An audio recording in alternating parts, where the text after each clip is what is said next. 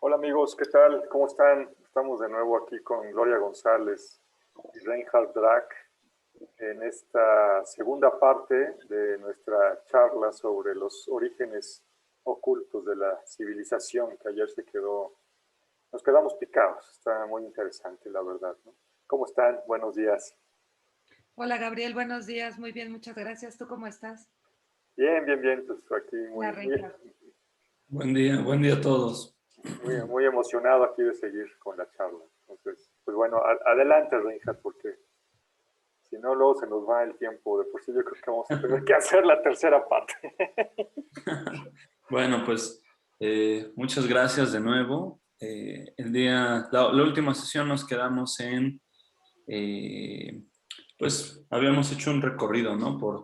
Por el origen de los homínidos, la humanidad, el Homo sapiens, el Neandertal y el Denisova, que convivieron más o menos durante pues unos miles o cientos de miles de años, existiendo los tres, con un grado avanzado de civilización. Y bueno, después llegamos hasta la revolución del Neolítico, ¿no? Antes de eso todo era prehistoria, nomadismo, salvajismo, andar, eh, digamos, reduciendo recursos de una zona y brincábamos a otra zona y así era, ¿no?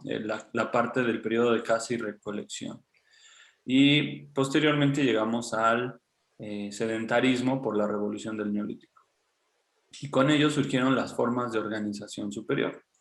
Y esas formas lo que nos mostraban era, pues, ya indicios de religión, calendarios, distribución de roles en la sociedad, ¿no? Defensa de amenazas externas, sean de otros animales o de otros Homo sapiens o de otras especies, ¿no? Entonces, esto nos dio una forma de estructurar pues, la convivencia diaria y de ritualizarla, de ver los ciclos de la naturaleza, las estrellas, calendarios, y entonces la humanidad llega a un primer estadio de evolución en el sedentarismo. Vienen las grandes construcciones, los grandes, digamos, pues centros de observación astronómica como Stonehenge, ¿no? Hay muchos en todo el mundo regados, sobre todo son monolitos erigidos, menhires y... Eh, ¿Y cuál consideras que es el más antiguo? Porque, pues bueno, yo al menos de lo que he leído, pues bueno, sí, Stonehenge es antiguo, pero por ejemplo, descubrieron, no sé, hace algunos años ya, este complejo en Turquía, ¿no? De Göbekli Tepe, que, justamente. que pareciera que es antiquísimo y bueno, tiene ahí unos pilares donde de repente se ven algunas criaturas extrañas, ¿no? Animales que pues no conocemos No se nosotros, identifican. no se Ujú. identifican. Sí, Göbekli Tepe es un parteaguas, ¿no? De hecho, vamos a llegar a él. Okay. Eh, Aquí sí me gustaría hacer un paréntesis. Stonehenge no fue el más antiguo, pues sí. Hay muchos anteriores y hay más arreglos de rocas. Incluso en África hay algunos círculos de piedra que son antiquísimos, antiquísimos, y que se relacionan con unas minas encontradas en África, minas de oro de al menos 200,000 años de edad. Esas las pueden buscar cómo, por qué y para qué minar oro en ese entonces, no está claro, pero son oficiales. Realmente existieron y no entienden bien la razón o el por qué, ¿no? Oye, pero es solamente que sea lo que dice Secaria Sitchin, ¿no? En En este el libro, 12º El planeta, Océano Planeta. la minería Puede ser. de los Igigi para los dioses Anunnaki, ¿no? Pues, ¿no? Pues Está en los mitos, está escrito, no sabemos, ¿no? Hay mucha ciencia que avanzar, hay muchas investigaciones que hacer. Ese es el tema, decíamos ayer, no podemos estar ya sentados en la comodidad y decir, así fue. No, está surgiendo una cantidad de evidencia que nos sugiere otras cosas. Entonces, bueno, llegamos al punto en el que a través de establecernos en ciertos territorios y avanzar ahí en el tiempo, comenzamos a desarrollar civilizaciones. Hay un rango de civilización que se le conoce como civilizaciones madre, que son aquellas civilizaciones originarias que influyeron en todas las demás, de las que parten como raíz ciertos principios que luego se heredan a todas las subculturas o subcivilizaciones, ¿no? Estas están catalogadas o periodizadas de la forma que estamos viendo en pantalla, siendo Mesopotamia la más antigua, reconocida oficialmente, es del 3600 a.C., India, 3300 a.C., en lo que es Valle del Indo, Mohenjo-Daro y Harappa. Los minoicos son pues, la civilización cretense, marítima, del control del Mediterráneo y su comercio. Los egipcios, 3000 a.C., en épocas predinásticas, aunque hay muchos textos que los llevan hasta miles de años antes de Cristo, ¿no? Los Shem-Suhor y muchos misterios. Después está China, 2500 a.C., Anáhuac siendo la región de Mesoamérica, 1600 a.C., y Tihuantinsuyu oficialmente del 1500 a.C. con los Chavín. Aquí vamos a ver cómo estaban distribuidas en el mapa, ¿no? Entonces, en Mesopotamia, en naranja, tenemos a Ur, Uruk, las grandes culturas y civilizaciones que aparecen incluso en la Biblia, ¿no? Aquí vemos un zigurat. Estas son las primeras estructuras piramidales de la humanidad, conocidas de esa forma, ¿no?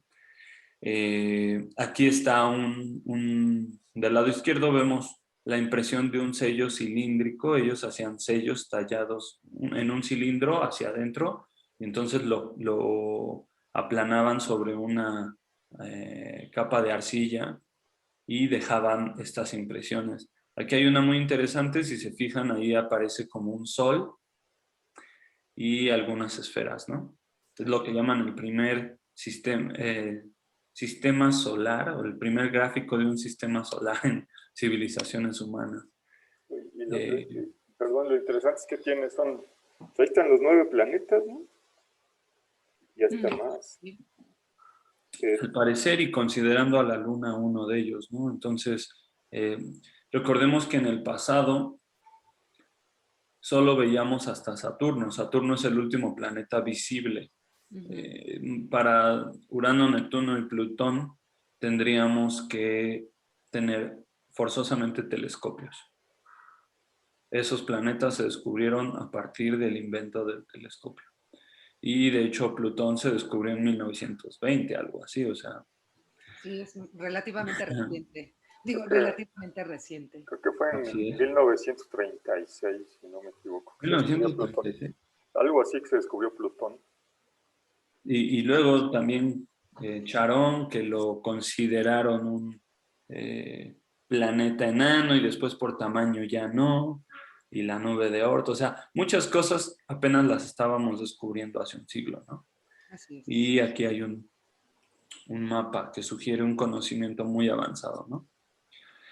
Bueno, esto es Mesopotamia. Por otro lado tenemos la India, la cultura hindú, que es la civilización del Valle del Indo, es donde está Pakistán e India, en esta zona. Y ahí estamos viendo a Mohenjo-Daro, también Harappa. Son ciudades del 3300 a.C. con un alto nivel de urbanismo. Si se pueden fijar, son construidas con bloques, con ladrillos, tienen las calzadas, tienen digamos, caminos, todo es ya rectangular o cuadrado, escaleras, está muy bien delineada. Sorprende por su nivel de urbanismo ambas metrópolis, ¿no? De Mohenjo-Daro y Harappa. Bueno, no podrías llamarle metrópolis, pero sí ciudades ancestrales, ¿no? Después tenemos en la Grecia antigua, bueno, realmente serían la civilización madre de lo que fue las culturas occidentales, etruscos, griegos, tracios, todos ellos. Son los minoicos en la isla de Creta, ¿no? Aquí estamos viendo una ilustración de lo que fue el palacio de Cnosos, el gran palacio del rey Minos, ¿no? Una habitación de miles de cuartos, gigantesca, con agua caliente, agua fría, canales, acueductos, etcétera, ¿no? Esto, bueno, lo erigieron durante varias etapas, pero realmente tiene una antigüedad muy, muy lejana, ¿no? 3200 antes de Cristo, bueno, los griegos clásicos son del 500 antes de Cristo. Antes de ellos, pues estaban la época arcaica, ¿no? Con Homero, y estamos hablando del 800, 900 antes de Cristo, cuando se escribe Ilíada y Odisea, y que hablan de las guerras de Troya, de Micenas, que también se creían míticos. Esta historia es muy interesante, sí me gustaría compartirla porque nos puede abrir mucho la percepción a cómo hemos cambiado. En el siglo XIX, a mediados finales, un arqueólogo aficionado llamado Heinrich Schliemann, un alemán, leía a Homero desde pequeño, era súper fan de la cultura griega, y entonces se dio a la tarea de encontrar Troya. Él decía, Troya existió. Muchos antes lo habían intentado, hubo excavaciones todo el siglo XIX por todos lados, y él, siguiendo las descripciones que daba Homero, y recordando que Homero puede que haya sido una persona o varias, ¿no? Pero bueno, el nivel de detalle que nos da en la Ilíada, se llama Ilíada porque Ilión es el nombre de la ciudad de Troya realmente, Ilión. Entonces, pues fue la guerra en la que confrontó a todo el mundo micénico contra el mundo troyano, ¿no? Todo el mundo antiguo. Y nos da ahí detalles de todos los barcos, todos los reinos que fueron, los reyes, etcétera. O sea, es muy detallada, como si se hubiera presenciado, censado, etcétera, ¿no? Todo esto. El tema es que da la descripción de cómo era, donde fue el asedio de Troya, y al final Heinrich Schliemann sí descubre, pues en Turquía, lo que es Troya. Entonces, da con los muros de Troya, da con el llamado tesoro de Priamo, que era el padre de Paris y Héctor, y entonces pues se gana el respeto de la comunidad científica arqueológica. Y es cuando brincamos de, oye, la Ilíada no es mitología, la Ilíada es historia. Aquí está el palacio. Y dicen, bueno, si existe Troya, ¿dónde está Micenas? Se va a la Grecia continental y entonces en la región de Argos, en la Argólide y toda esta zona, que es más montañosa, encuentra la gran ciudad de Micenas, ¿no? La Áurea Micenas. Ya estaban ahí los muros de ciclopeos que le llamaban, por piedras tan grandes ensambladas, decían que los habían hecho los cíclopes. Y la Puerta de los Leones, ¿no? Pues encuentra dentro de ella en 6 fosas que cava, lo que llamó el tesoro pues de Áurea Micena, y unas máscaras funerarias sobre cráneos y cosas que describen en la misma Ilíada, ¿no? Entonces, una de ellas la bautizan como la máscara de Agamemnón, que era pues el líder del mundo antiguo micénico. Todos ellos fueron antes que Grecia, en el 1200 antes de Cristo. Entonces, es muy extraño porque descubrimos que estaban los minoicos con Sir Arthur Evans, que es, digamos, fan de Heinrich Schliemann, inspirado por él, y va y descubre todavía un periodo antiguo, ¿no? Recordemos que el rey Minos es el rey esta isla donde a su vez fue cuidado Zeus, ¿no? Cuando, cuando lo mandan fuera del alcance de Cronos, ¿no? Y finalmente, bueno, detectan otro spot que sí fue escrito, se hablaba, se mencionaba. Todo esto es como un poco de tradición oral mezclada en mito que termina siendo historia cuando la encontramos, ¿no? Entonces tenemos ahí a los minoicos, 3200 antes de Cristo. Después tenemos a los micénicos, 1200 antes de Cristo. Luego, y es la guerra con Troya. Después entra una edad obscura, se pierde el lenguaje, caen como en un obscurantismo toda la región de la Europa continental, bueno, la parte griega.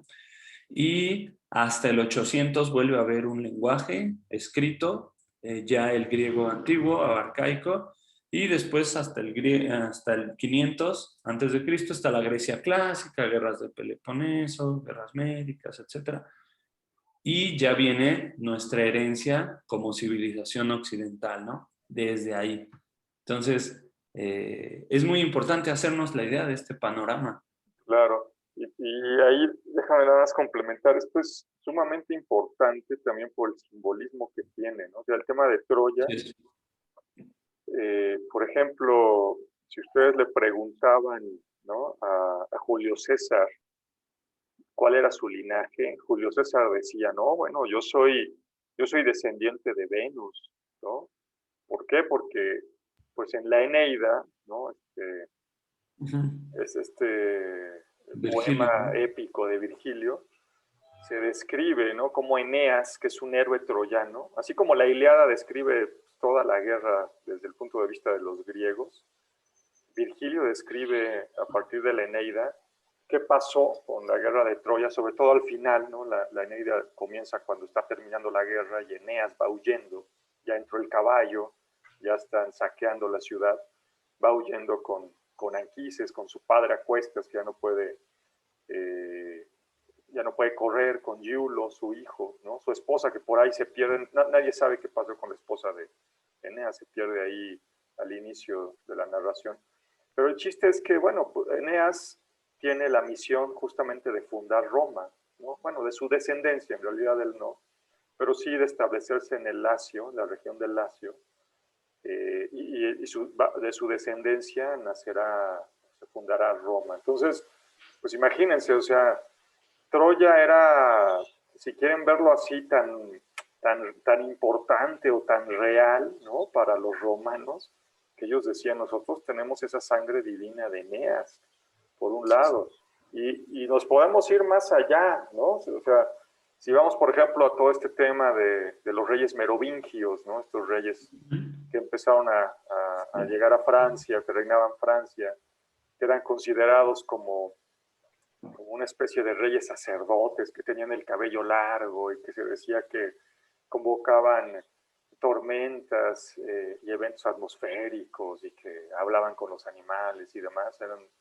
No eran ni seres humanos ni reyes normales, ¿no? Y de ahí, por ejemplo, alguna vez un papa, me parece que fue el Papa Silvestre, capturó a alguno de ellos y pues quieras que no, por las dudas, el Papa le cortó la cabellera, ¿no?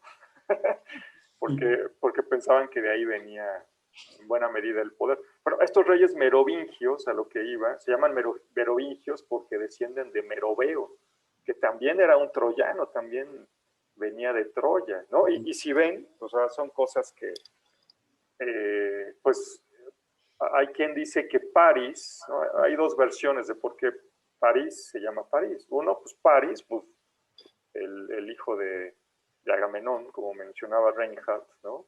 No, de Priamo. De Príamo, perdón. Y bueno, esa es una, y la otra pareciera ser Par Isis, ¿no? La parca de Isis, que bueno, si quieren esa luego la comentamos. Pero pues ahí está París, o París, ¿no? Y hay una ciudad importante históricamente en Francia que se escribe Troyes, ¿no? Ya en francés se pronuncia Troyes, pero pues es Troyes, es Troya, ¿no?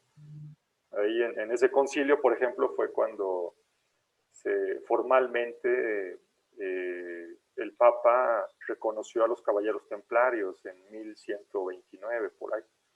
Entonces, pues algo han de traer los troyanos, ¿no? Que llegan hasta, toda esa descendencia llega hasta los romanos, toda esa herencia llega hasta los romanos, y no solamente hasta los romanos, llega hasta Francia, ¿no?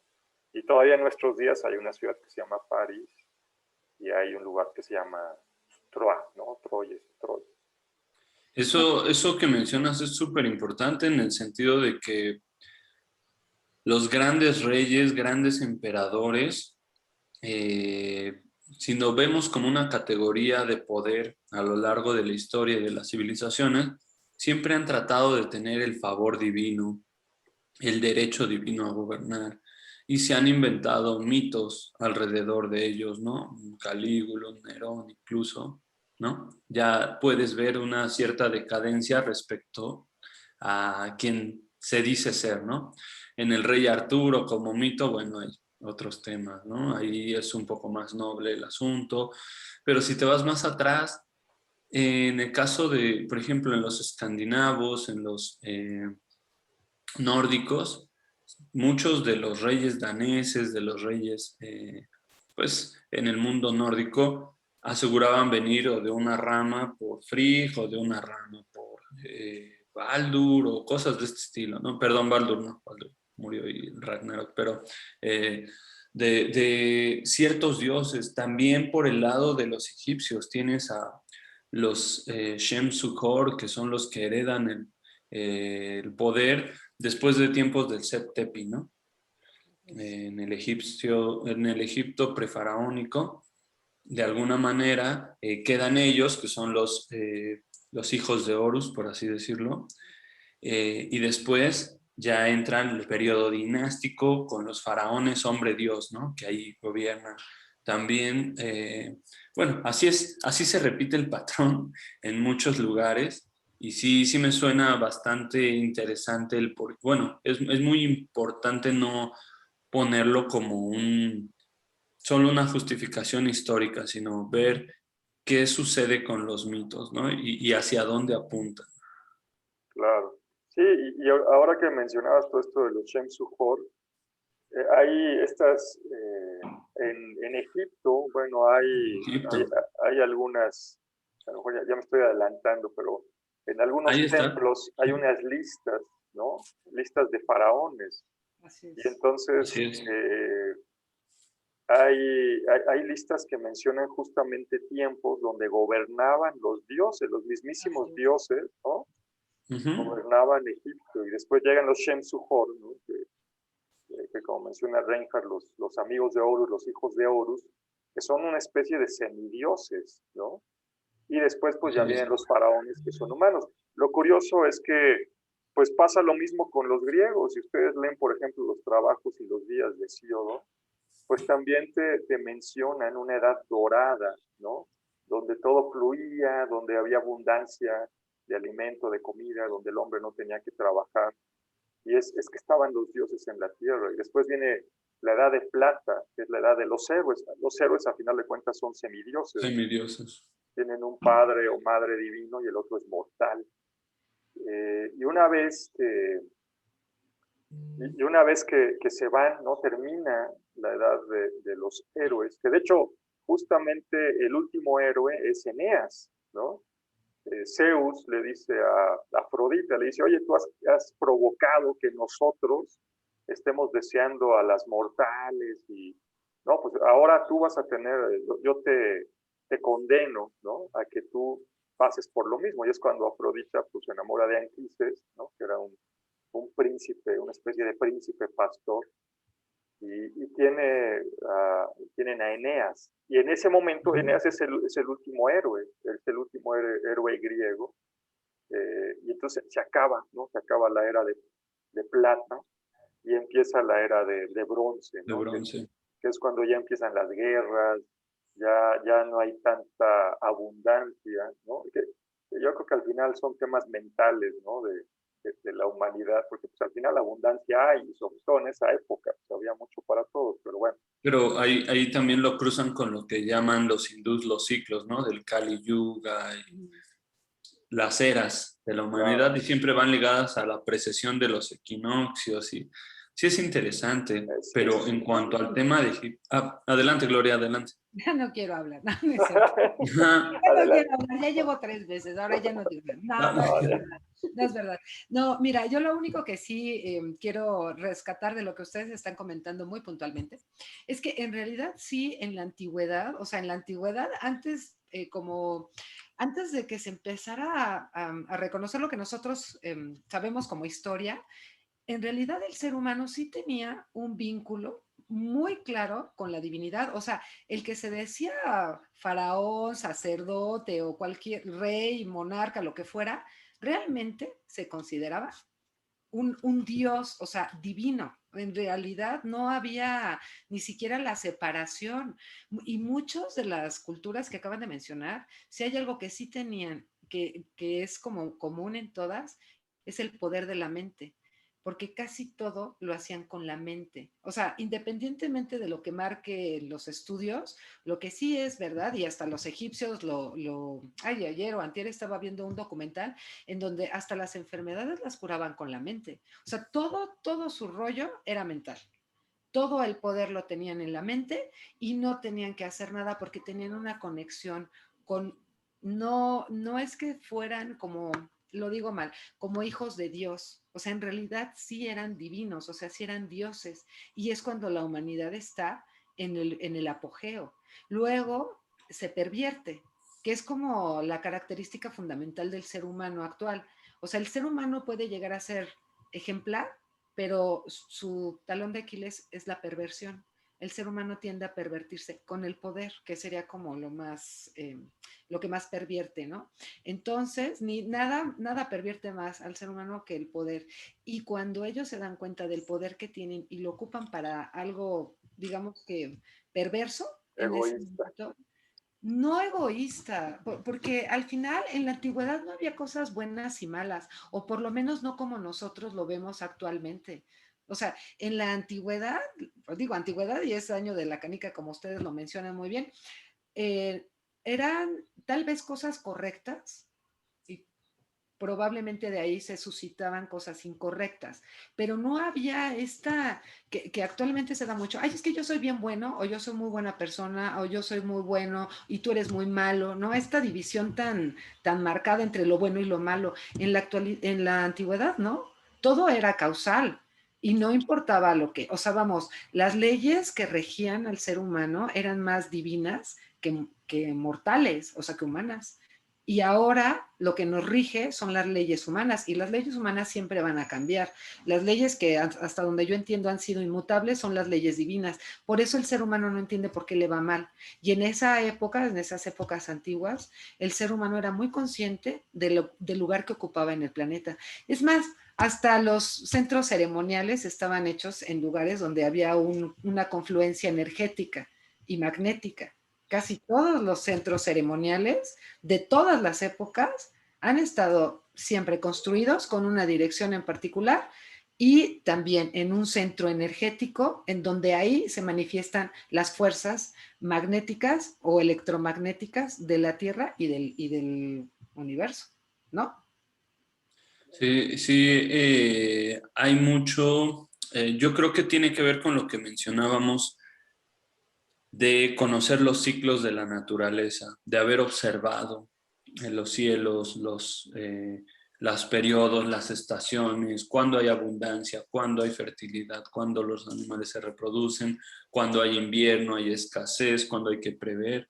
Y todo esto con el sedentarismo, no es de que llegue el invierno y muévete, llegó el invierno y aquí están nuestras casas, construcciones, templos y pues ya, ¿no? Tuvimos que haber previsto por años. Entonces, al haberse situado en estos puntos, que sí es misterioso cómo con un conocimiento prehistórico, o sea, casi nada, te sitúas en puntos del planeta que tienen energía, que no lo dicen, o sea, los científicos lo pueden hoy corroborar, son puntos altamente magnéticos que están alineadas sus construcciones al norte, al eje polar, tienen orientaciones con los solsticios de invierno, o sea, no fue hecho así como porque aquí cayó y ya, ¿no?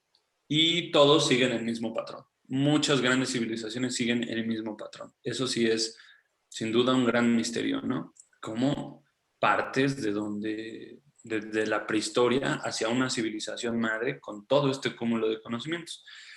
Por eso es muy popular lo que algunas ideas que van por el lado de una civilización raíz, arriba de las civilizaciones madre. Entonces, por la misma razón de que encuentran Troya, encuentran Micenas y deja de ser un mito, es que la gente sigue románticamente buscando a la Atlántida y Ah, siguen buscando continentes de los que se hablan, que están perdidos, pero allí están en los mitos y dicen, debió ser real. Si Troya no era real, pero luego sí fue real, ¿por qué Atlántida no? No, bueno, ibas a hablar tú, Gloria, me espero a que hables tú. ya, no, digo, ya hasta se me olvidó. Mira, habla tú y luego digo, se me olvidó, por eso no me... No, bueno, iba a comentar y no solo, y también sucede al revés, o sea, hablaba Reinhardt de ubicaciones o cosas míticas que de repente resultan reales, pero también hay cosas, por ejemplo, yo me acuerdo mucho del ejército de Cambises, ¿no? Cambises que era un rey persa Versa.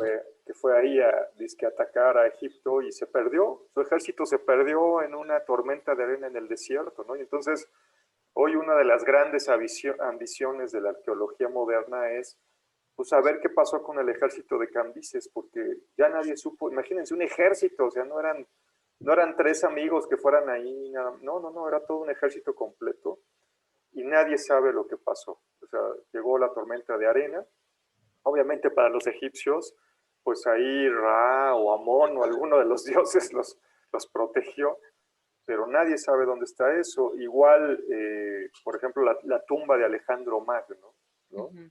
Pues esa tumba nadie sabe realmente dónde está, ¿no? Entonces encontrar, imagínense, la tumba de Alejandro Magno.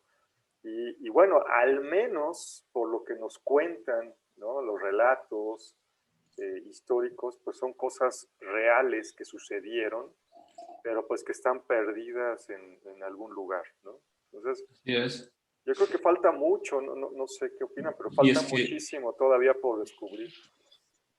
claro, y es que en algún punto nosotros mismos decidimos que sí y que no. Por ejemplo, mencionabas la lista de los reyes egipcios. Hay dos. Ujú. Una de ellas es la oficial, en la que se basa la egiptología moderna para describir, para hacer la cronología desde el primer faraón hasta la última dinastía, ¿no? Esa es la de Manetón, supongo, ¿no? Ujú. Pero está en el papiro Turín y en la estela, no me acuerdo cómo se llama, realmente no recuerdo en este momento, que viene hasta la primera dinastía, pero antes de ella son el periodo predinástico, el septepi, cuando los dioses estaban entre nosotros, Así y es. todo es una sola lista. Solo dicen, de aquí en adelante son faraones, humanos, mortales, con tiempos de vida de un humano normal. Antes de ello, los gobernantes en turno vivían cientos de años, miles de años y gobernaron miles de años. Por eso están en esa lista así. La egiptología moderna dice, ok, a partir de aquí sí son reales, a partir de acá no. Así, pero esa es la fuente oficial, no hay otra.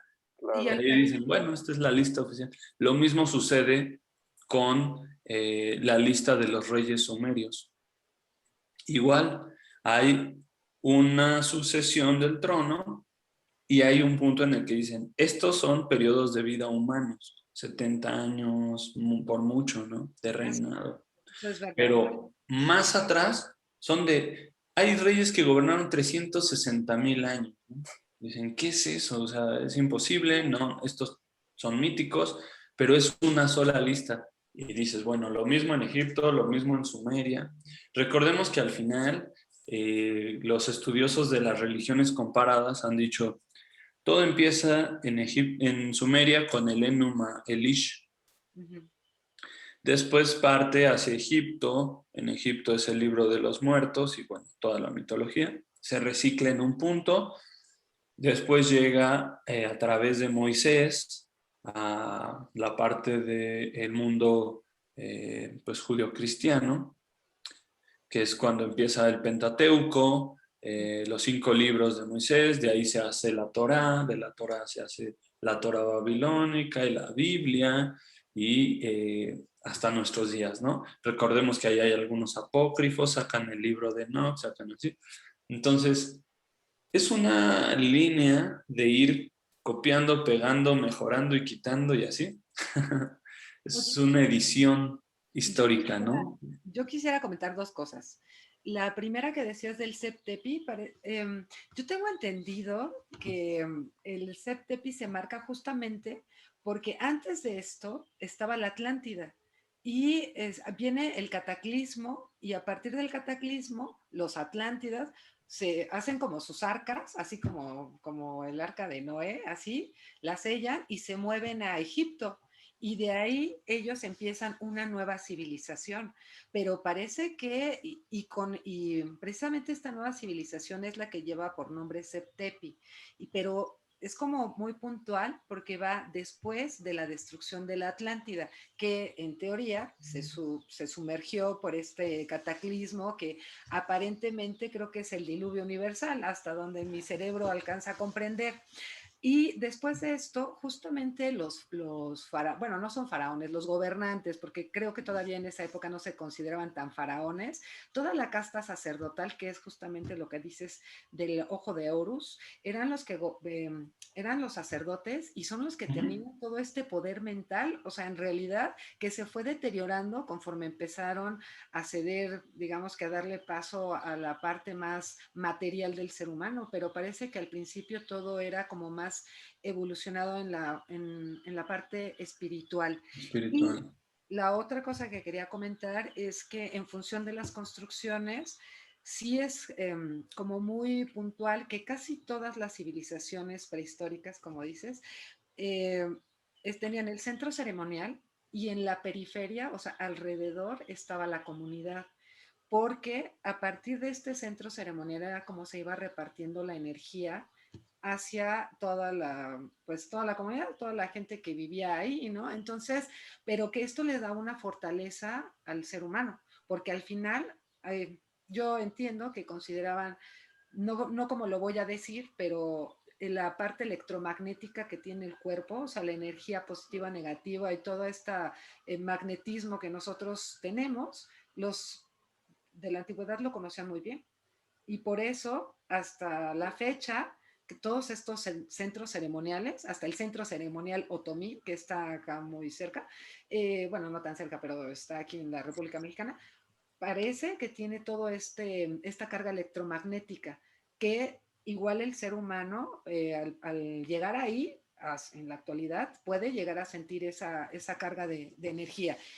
Y pues que también los egipcios faraónicos conocían los solsticios y estos solsticios y equinoccios para ellos eran unos portales en donde tenían una comunicación con seres de otras, pues no sé cómo decirlo, como extraterrestres, no sé si sea la palabra adecuada, pero hacían como viajes astrales, pero bien, o sea, no solamente por alma, lo que ahora una persona dice, ay, es que igual, ¿no?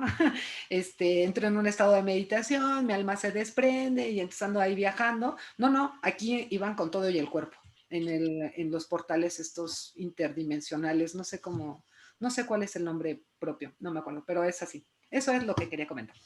Gracias, chicos. Sí, ha dado para tanto el estudio de la antigüedad a los ojos de, pues, el hombre moderno, ¿no? Con todo lo que hemos descubierto, que era ciencia ficción, Y bueno, ahora al volverse posible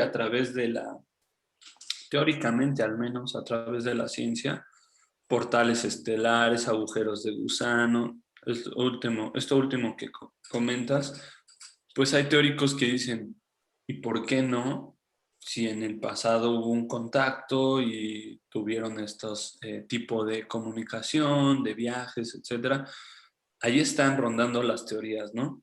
La parte interesante o que me gustaría transmitir en estas charlas es realmente es lo que conocemos al momento oficialmente de la arqueología, pero vamos a llegar a la parte en la que ya no hay respuestas tan simples.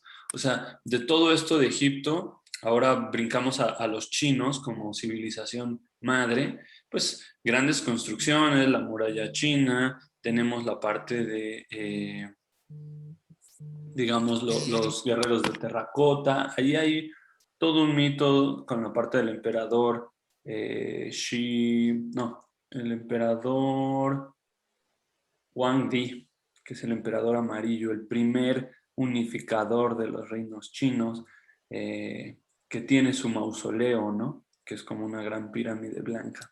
Entonces, no muchos conocen bien la diferencia entre el emperador histórico y el emperador mítico. Se dice que se volvió un dragón y ascendió al cielo, un poco como un Quetzalcóatl. Cosas de este estilo, ¿no? Entonces, bueno, en la parte de China, pues también otra de las grandes culturas iniciadoras de civilización. Después tenemos en Anáhuac, los olmecas. Aquí tenemos la parte de los olmecas identificados como la cultura más antigua en Mesoamérica. 1600 antes de Cristo. Grandes cabezas colosales, el uso de caucho y piedras para hacer acueductos, hacer pirámides, hacer pues grandes construcciones. Sin embargo, bueno, ellos se dice que fueron los primeros en descubrir o en crear la simbología de la serpiente emplumada en unas cuevas que están en Guerrero. Hasta allá llegaron desde Veracruz. Ellos se asentaron en la región de lo que es Veracruz, Tabasco, entre Zapote, San Lorenzo y La Venta, ¿no? Sus tres principales zonas o núcleos urbanos. Y finalmente se diluyen por ahí del 400 antes de Cristo. Pero son los creadores del calendario que ocupan después zapotecas, mexicas, mayas, son los creadores de esa... Sí. Ay, gracias, Ranger. Tengo una duda, a lo mejor es una burrada, pero la verdad siempre me ha dado mucha curiosidad. ¿Por qué nada más tienen cabezas? No podría pasar, y yo sé que voy a decir una barbaridad, pero no podría pasar como lo que pasó en la isla de Pascua con las cabezas y que después encontraron el cuerpo. O sea, porque mira, siempre son las cabezas olmecas y el cuerpo. ¿Por qué no construían el cuerpo? Bueno, ahí sí, digamos que hay investigadoras, la mayor arqueóloga al día de hoy en temas olmecas es extranjera, es mujer, ya tiene algunos años y de estudio de los olmecas pues le ha dedicado su vida. Y lo que dicen es que estas cabezas, que de por sí son muy misteriosas porque sus rasgos son negroides, sus rasgos son de hombres de raza negra, nariz ancha, labios anchos, las facciones un poco más cortos. Y dicen, bueno, aparte esos cascos nunca se han encontrado y quiénes son, ni de dónde venían, ni cómo. No hemos encontrado nada de eso. Sin embargo, los huesos y restos de humanos de estas zonas sí apuntan en estudios genéticos a haplogrupos de América y de los que cruzaron el estrecho de Bering y de lo mismo, ¿no? Entonces, ¿cuáles son los restos óseos que han encontrado? ¿Todos los han clasificado? No lo sabemos. Hay muchos misterios, sin embargo, y dicen que sí, son habitantes de ahí y que lucen así las caras porque usaban la misma piedra para tallar un rostro y luego otro rostro y cambiaba el gobernante y otro rostro. Entonces la iban desgastando hasta que quedaba así. Son teorías, no hay nada que pueda saber. no, que se pueda saber. No se ha podido descifrar como tal los glifos olmecas en su totalidad. Sin embargo, su calendario y todas sus, digamos, toda la vida ritual regida por ese calendario, sí tiene una herencia directa sobre todos los otros de Mesoamérica, y ya con el conocimiento que hemos ganado de los más recientes, sabemos que era lo mismo, ¿no? Entonces, en cálculos y en todo. Sin embargo, voy a adelantarme un poco. Creo que hay ya es oficial. Alta Félix es una zona maya, en Tabasco me parece, pero del 1200 antes de Cristo, lo cual la acaban de hacer oficial hace un par de años. Eso ya pone en problemas una de las teorías de Mesoamérica, que es los olmecas son el origen de los mayas, como del olmeca, protomaya y maya. Pues así se veía la sucesión, pero ahora mayas del 1200 antes de Cristo, bien constituidos con su iconografía y en etapas primitivas, ya descarta el tema del protomaya o lo ponen aprietos para explicarse de forma muy lineal, ¿no? Eso es una. Otra, los asentamientos humanos en la península de Yucatán, y así desde 10.000 años antes de Cristo, 9.000, con los huesos que han encontrado en los cenotes de tanta antigüedad, ya como rituales constituidos de toda la zona, ¿no? Y por último, una cueva en Zacatecas, una cueva que ya demuestra asentamientos humanos en el 30.000 antes de Cristo. O sea, que comprueba automáticamente la teoría del poblamiento temprano. ¿Qué es esta teoría del poblamiento temprano?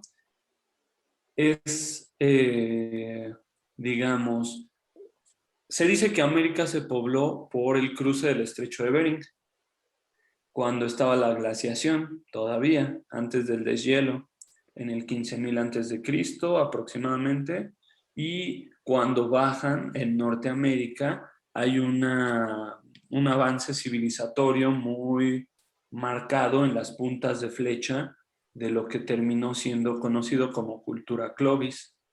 Y los Clovis, bueno, tenían ciertos utensilios, flechas y así, y habitaban el norte de América, hasta Canadá, Estados Unidos. Entonces, ahí se encuentran todos esos restos del 13.500 antes de Cristo en adelante, y así es como va, ¿no?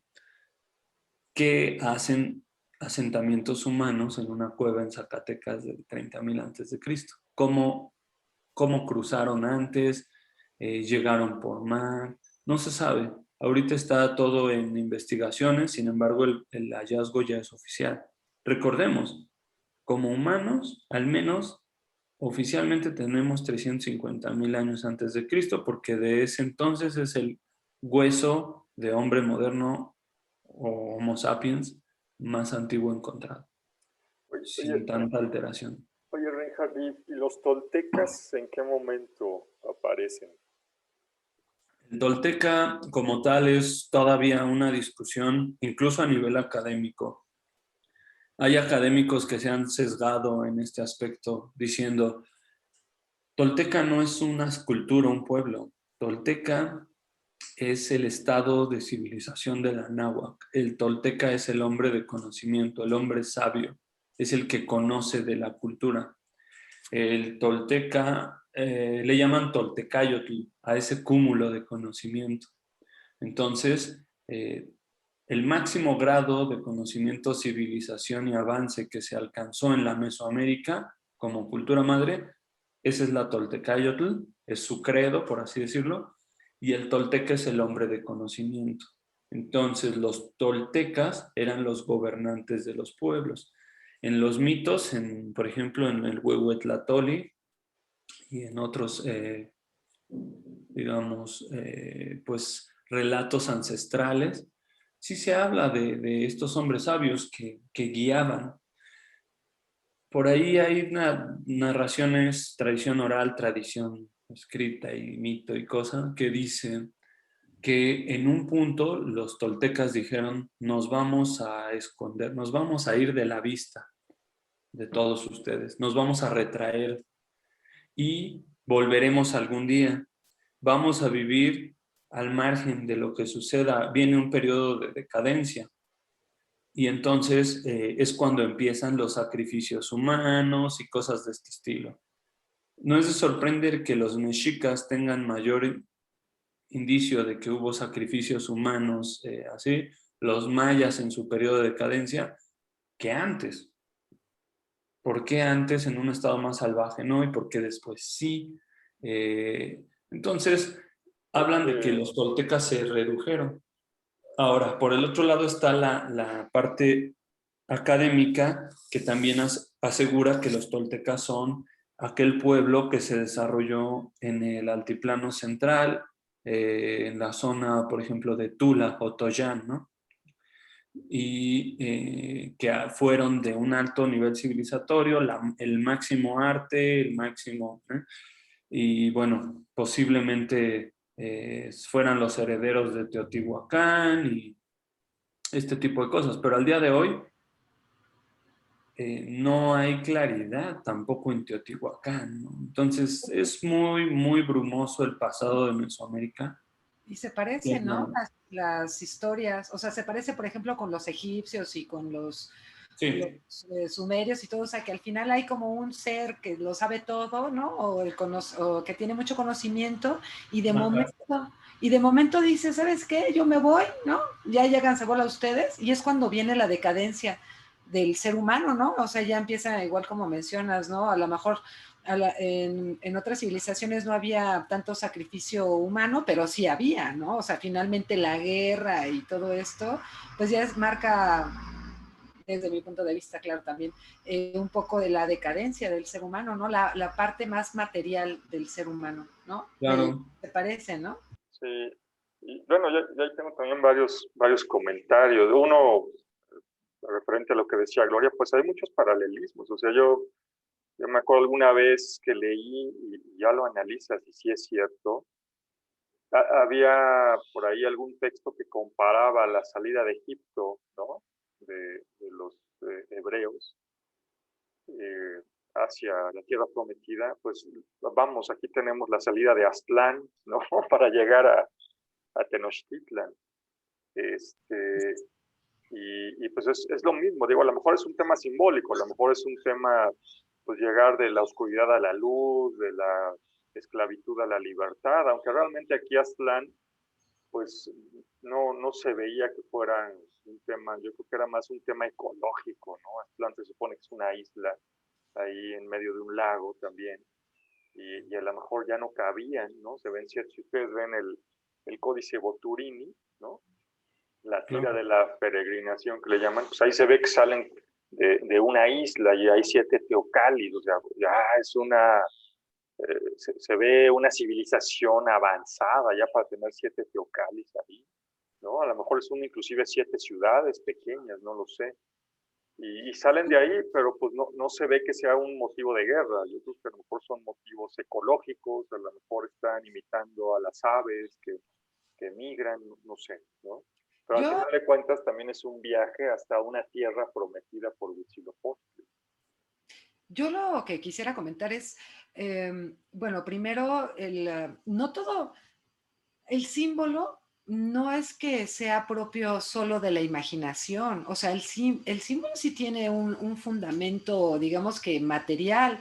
Lo que pasa es que se crea el símbolo para transmitir un conocimiento que en palabras sería larguísimo y que, por lo menos así lo entiendo yo en el arte, el símbolo a lo que apela es al subconsciente del ser humano, porque te va a transmitir un conocimiento que difícilmente podrías, vamos, leerlo, ¿no? O sea, es como muchos saberes en una sola cosa. Entonces, o sea, sí es verdad que el símbolo se interpreta desde uno mismo, pero el saber es uno. O sea, no sé cómo, no sé si lo estoy explicando bien, pero lo que quiero decir es que el símbolo existe tiene una base material, o sea, es decir, por algo existe, y después ya que el ser humano lo puede interpretar o no, ese ya es otro boleto, para fines prácticos, ¿no? Y por eso cada quien le da su interpretación, pero siempre la interpretación del símbolo va a ir a partir de lo que sería la experiencia del ser humano. Por eso a veces se acorta en la interpretación simbólica,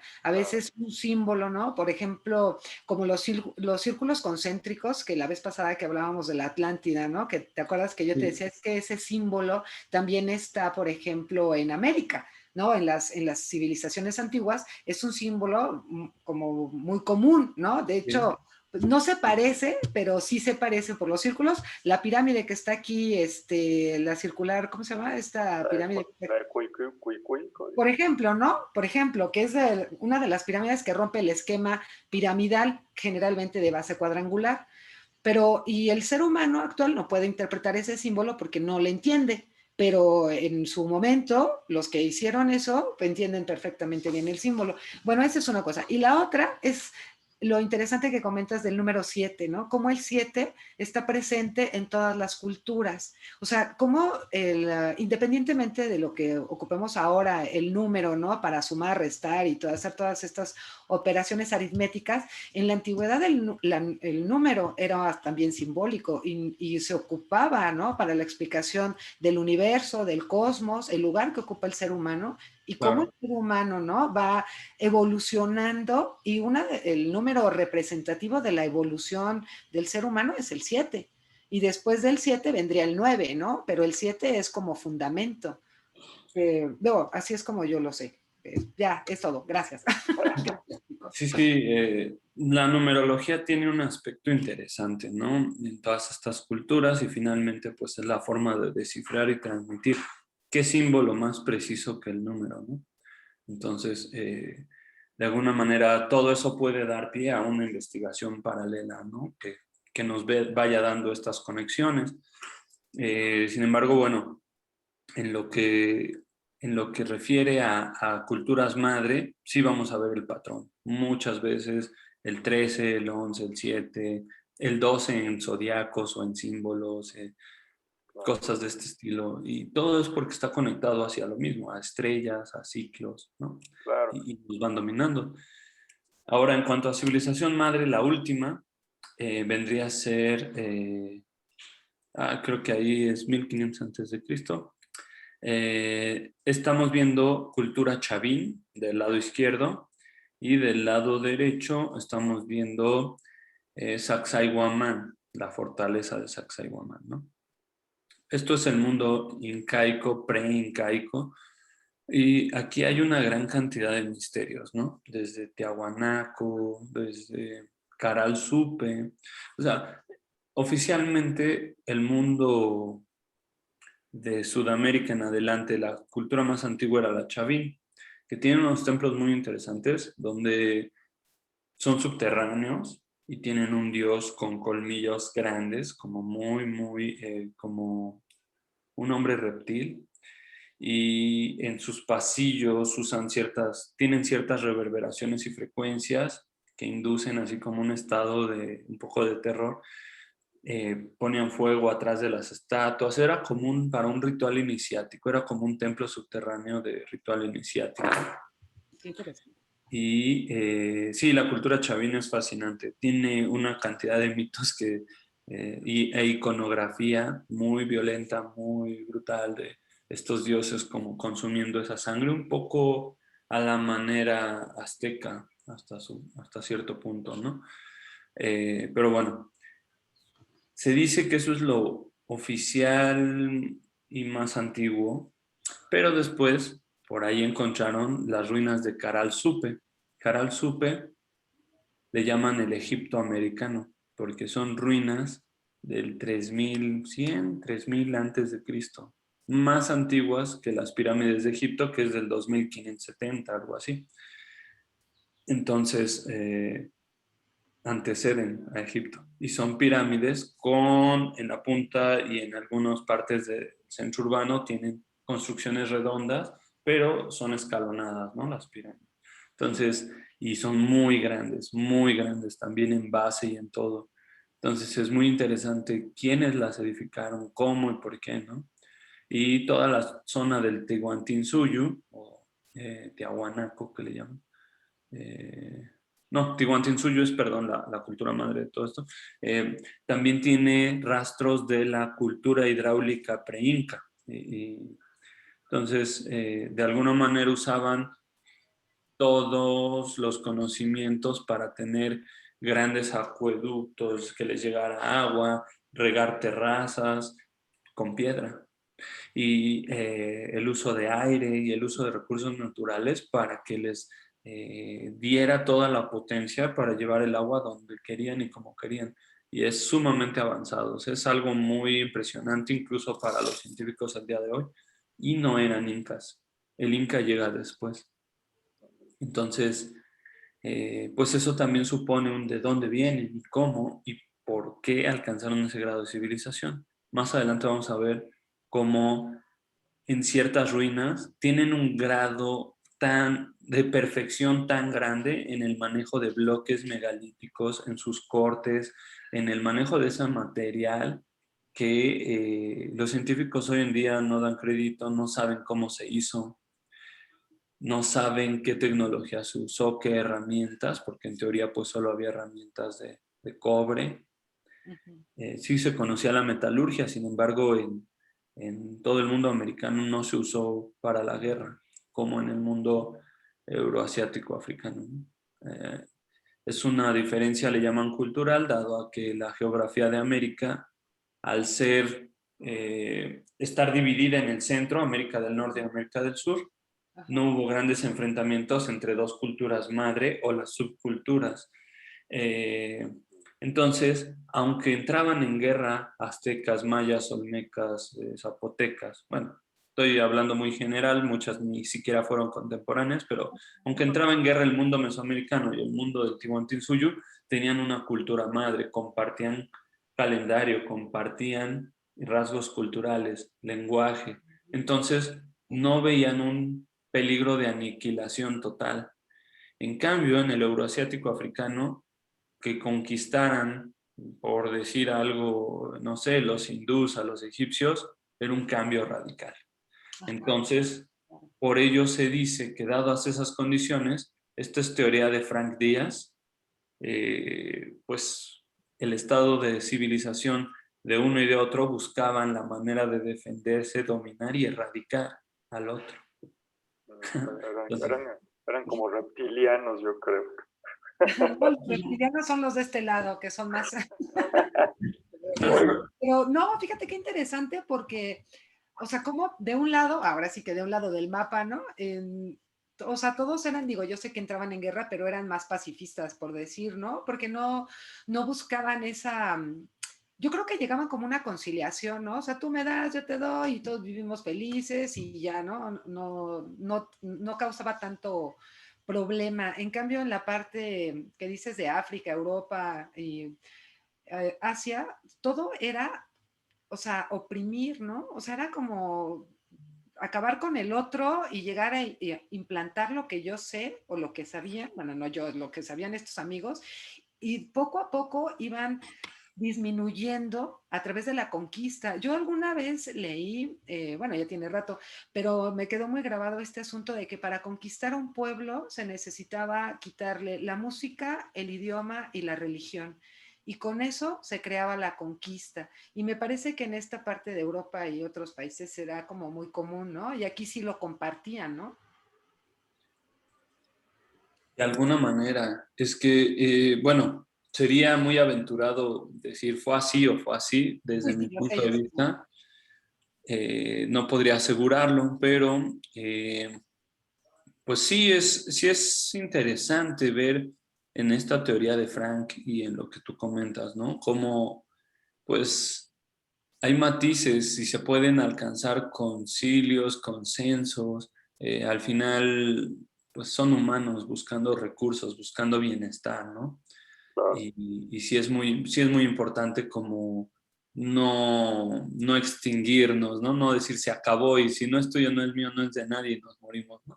No, o sea, al final, o sea, necesitas vivir en sociedad, ¿no? Claro No, que Exactamente. estás hablando de otros pueblos y lo que sea, pero pues también ahí hay hay conocimiento, ¿no? También allí hay cultura, también hay experiencias. Entonces, bueno, en principio, lo más sano es ni modo que la aniquiles y ya. Oigan, hablando de aniquilaciones, se nos está acabando el tiempo. No importa. Ya terminamos las culturas madres, ¿verdad? Así es, terminamos culturas madre y nos quedaríamos a punto de cruzar ahora sí a la parte de la historia no oficial, de los nuevos descubrimientos, Muy bien, la pues parte del misterio. eso lo dejamos entonces para la siguiente sesión, también para que nuestros escuchas se queden picados, ¿verdad? Y nos Sí. vean. Muy bien. Y bueno, pues agradezco a ambos de nuevo su presencia, sus comentarios. Muchas gracias, Reinhardt, por compartir todo esto que es sumamente interesante y sumamente, pues, revelador, ¿no? Como para ponernos a reflexionar. Gracias. Y bueno, pues nos iremos entonces a la tercera parte de esta interesante exposición. Muchas gracias. No, Pues, Reinhardt, al contrario, muchas gracias a ti. Yo realmente he aprendido muchísimo. Se me hace sumamente interesante todo lo que comentas porque rompe, ¿no? Un poco como el esquema de lo de siempre, que es como muy aburrida. La historia luego la pintan muy aburrida y la arqueología también un poco aburridona. Y aquí con todo lo que nos estás diciendo, pues no, nada que ver, ¿eh? O sea, muy, muy interesante. Muchísimas gracias. Todo lo que nos has compartido verdaderamente pues es muy enriquecedor. Y yo a ambos, ¿no? Les agradezco, sobre todo dejarme hablar. Bueno, ya. Oye, ya luego estaremos organizando ahí un tour por No, me queda claro. Machu Picchu, Tiahuanaco, México. les tengo uno más cercano. A Y ver, este sí es tour oficial Mozart en Chalcatzingo, que es una zona donde habitaron olmecas, chalcas y hasta mexicas. ah, Eh, y tiene glifos muy extraños y cosas muy mágicas y una montaña estilo teposteco para subir y Ay, pues, ay, sí, va. hay petroglifos hasta la cima. Ah, Es un lugar increíble. pues buenísimo. Pásanos por favor la información para publicarla aquí en... Yo creo deberíamos ir al Tour Mozart y grabamos unas Buenísimo. cápsulas de este tour y ya lo compartimos con Va, todos me con parece todo el público. muy bien. venga. Pues nos organizamos para el Tour Muescal. Sí, yo estoy superpuesta, ¿eh? A mí, Muy bien. digan, ¿no? Y salgo corriendo con mi cajita de huevo bachoco, mini. Muy Sí. Muy bien. bien. Pues muchas gracias. Nos vemos en la siguiente sesión y pues que pase un excelente fin de semana. Yo soy Gabriel Ávila. Esto es Paradojas Reconciliadas. Hasta luego. Gracias. Hasta luego. Adiós, adiós.